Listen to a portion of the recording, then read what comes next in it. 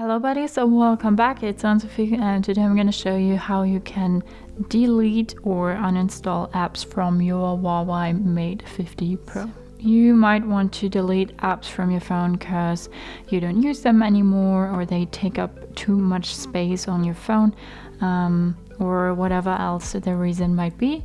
You just go to your app, press and hold, and then this little uninstall button will appear.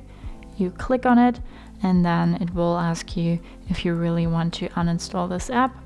You say OK, and then Lieferando is uninstalled.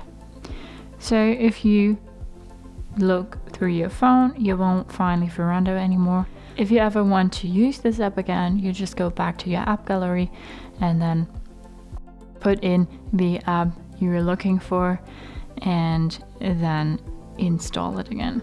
Then you can just use it as normal. That's how you delete or uninstall apps from your HUAWEI Mate 50 Pro. Hope you liked it, hope it helped. If so, thumbs up, share and subscribe, and I hope to see you next time. Bye.